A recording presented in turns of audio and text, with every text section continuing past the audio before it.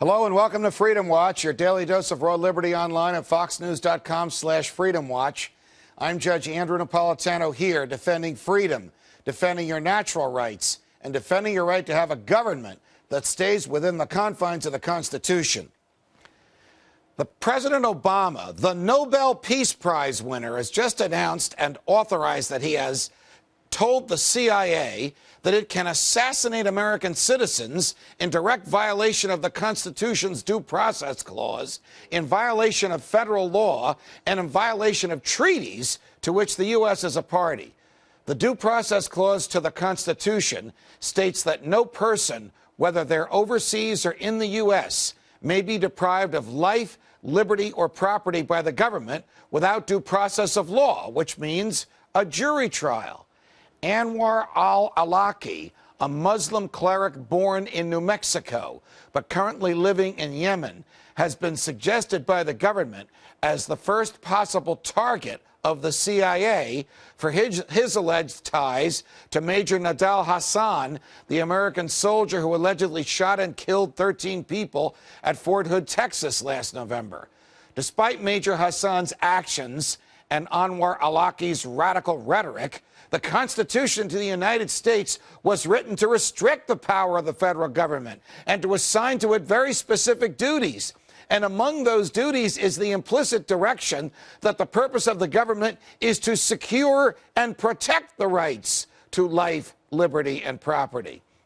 By undermining the linchpin for protecting basic human liberty, President Obama is proclaiming that the executive branch of the government of the United States of America has the explicit right and authority to murder American citizens. The extra-constitutional CIA, which has been constantly expanding its powers since World War II, has been more than happy to carry out the executive's illegal orders as American citizen Kamal Derwish was killed in a CIA drone strike in 2002. Joining me now, Jacob Hornberger, president of the Future of Freedom Foundation. Jacob, welcome back to Freedom Watch. Thank you, Judge. It's nice to be back. Why do we always have these such unpleasant topics to talk about?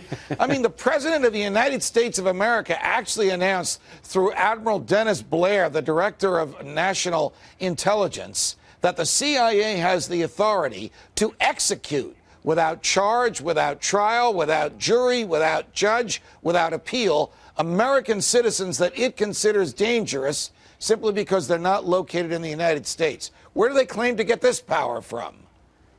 Well, they claim it is the war on terror. I mean, you remember during the 8 years of the Bush administration, the battle was over torture, whether they had the power to torture people that they labeled as terrorists with no trial. Now Obama's taking it one step further and saying, well, we don't need to deal with torturing people anymore. We just kill them. And as you point out, it extends to Americans now. It shows how the argument over torture, which we all participated in the Bush years, which, of course, we don't even know if the Obama administration is following the Bush doctrine or the Constitution on torture, has just gone to its next logical step. I can remember here at Fox arguing in the hypothetical whether or not the president could order an American killed, and everybody was recoiled at even the thought of it.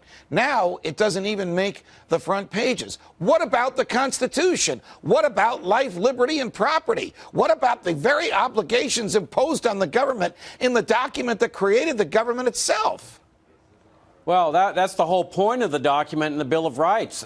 Our ancestors tried to protect us against this omnipotent type of power. That was the whole idea. They said, look, the greatest threat to our freedom, the freedom of the American people, is this federal government that we're calling into existence. And to protect the people from this government, we're going to have the Bill of Rights and constitutional limitations.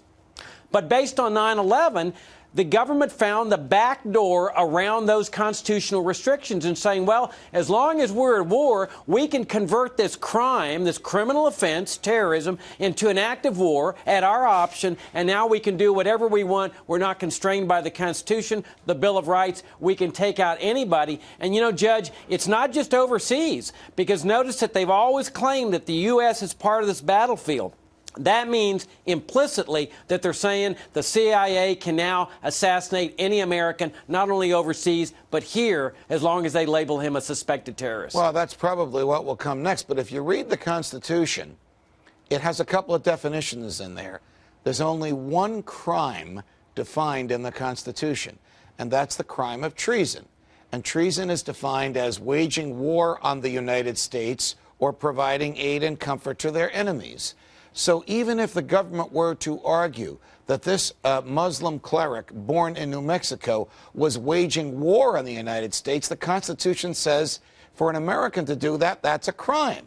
And he is entitled to be indicted by a grand jury, and there have to be 2 eyewitnesses to the same overt act before he can be convicted. And the reason all of that is in the Constitution is because going back to Henry VIII, treason was the favorite crime of the British monarchs when they wanted to get rid of a political opponent. Now, didn't the president and didn't everybody who works for the CIA swear an oath to uphold the Constitution, which would include the definition of treason, which would include the requirement of 2 witnesses to the same overt act, which would include the government may not take away your life, liberty, or property without a jury trial? Well, they may take that oath, but we all know how they feel about the Constitution and the Bill of Rights. After all, let's not forget that they set up their camp in Cuba for the precise purpose of making it a Constitution-free zone, where the Constitution would not apply and they wouldn't have the interference with the federal courts. But you point out, Judge, there's no trial here. There's no judicial determination. It's some bureaucrat or team of bureaucrats that says, we have determined that that guy is guilty of terrorism, therefore we have a right to kill him. And what are we supposed to do about it? I mean, what political suasion is there for people who leave the United States and go overseas and agitate to commit crimes of terror? I mean, can we just isolate? There he is. Can we just say that because of what we think he said to somebody in a foreign country, he's lost his right to life and American agents can just kill him? And if you argue in favor of his right to life, well, what political audience is there for that?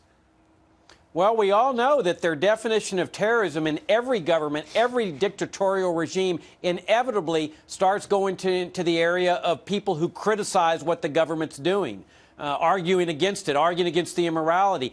Ultimately, they start seeing those people as the enemy, people that need to be taken out. I mean, this power is the power that the Chinese communists wield, that the Soviet communists wielded, that they wield in Burma, North Korea. That's now a core feature of the U.S. government. That's not what this country is supposed to be all about, Judge, as you well know. Neither you nor I hesitated to criticize the Bush administration when it was engaging in torture, when it was engaging in spying without warrants, when it pushed through the Patriot Act, which authorizes federal agents to write their own search warrants. There was a huge outcry over all of those things: torture, NSA spying, self-written search warrants. Why isn't there a hue and cry in the media today over the Obama administration claiming it can summarily execute Americans that it thinks have helped terrorists in foreign countries? Not that it has proven to a jury, but that it thinks it has helped Americans, attacked Americans in foreign countries. Well, all too often, the media has become the mouthpiece for the administration, regardless of which administration is in power. I mean, and conservatives bear some of the responsibility here because they vested these powers in George W. Bush, and we libertarians kept saying, you cannot do this. You have to assume that your worst enemy is in power before you vest these powers in there. And sure enough, now Obama, who the conservatives are calling this dangerous socialist, now has all these powers that they vested in Bush. Jacob Hornberger, always a pleasure, no matter what we're talking about. Thanks for joining us on Freedom Watch. Thank you, Judge.